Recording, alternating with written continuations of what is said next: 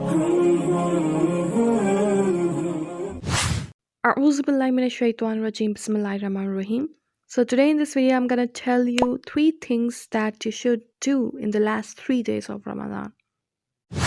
So number 1 thing to do is to ask Allah to make your faith strong.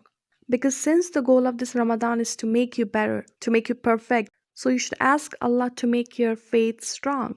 A faith that drives away the doubts that you have about your religion.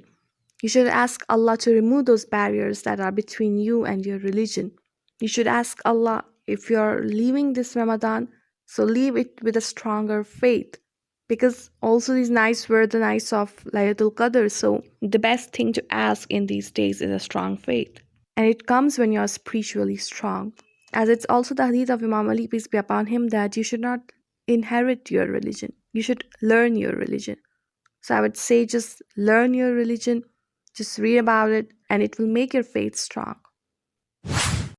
And number 2 thing to do is, since this Ramadan is for you to conquer your all evils, so you should try to avoid doing evil things. It means to forbid evil and enjoin good.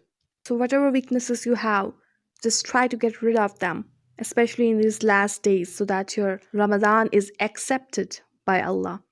So forbid evil and ask your brothers and sisters to also forbid evil. And when you do good things, ask your Muslim brothers and sisters to do so. That is the main philosophy of it, to join others in doing good and in forbidding evil. So you should work as a community and shouldn't think about yourself only. And number 3 thing to do in this month is you should try to avoid doing any sin in the last 3 days, because your sin can destroy all your ibadah. And 2 sins that I want to mention is, first, showing arrogance, showing pride of your ibadah to others, that I have done a lot in this, you have not done enough, and having that feeling that now I'm superior to others. You should never do this. It's a huge sin and it can really destroy your ibadah, so you should always be humble. You should encourage others to do more ibadah instead of showing arrogance to them. And the 2nd sin is supporting the oppression or doing the oppression.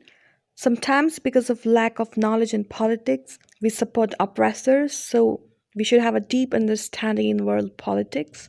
Even if an oppressor is a so-called Muslim, you should reject him and support the oppressed people, even if they are non-believers.